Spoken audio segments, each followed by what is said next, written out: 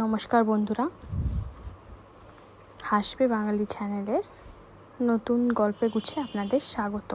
আজকের গল্প হলো ঈদ স্পেশাল, ঈদের চাঁদ আর মিষ্টির রহস্য। সোনপুরের ছোট্ট পাড়াতে সবাই অপেক্ষা করছিল ঈদের চাঁদের জন্যে। বাচ্চারা ছাদে গিয়ে চাঁদ খুঁজছিল আর বড়রা ব্যস্ত ছিল বাজারে। রাহুল আর তার বন্ধু সালেম ঠিক করলো চাঁদ দেখে মাত্রই আমরা মিষ্টি খাবো। কিন্তু মজা হলো চাঁদ দেখতে পারলো না, কিন্তু মিষ্টির দোকান থেকে মিষ্টির গন্ধ আসছিল। ওরা দুজনে দৌড় দিয়ে দোকানে গেল।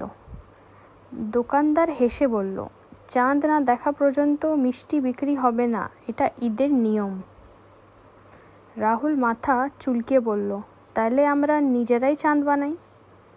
ওরা কী করলো?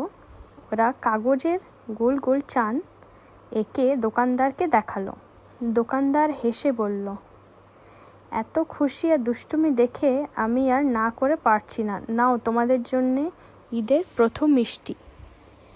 রাহুল আর সালেম অনেক খুশি হয়ে গেল আর ওরা অনেক মজা করে ঈদের মিষ্টি খেলো আর দোকানদার কাকুকে শুকরিয়া জানালো।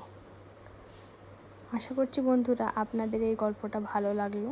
যদি আপনার এই গল্পটা ভালো লেগে থাকে আর আপনি এমনি গল্প আরও দেখতে চান আমার চ্যানেলে, তো আমার চ্যানেলটাকে লাইক, সাবস্ক্রাইব আর শেয়ার করবেন।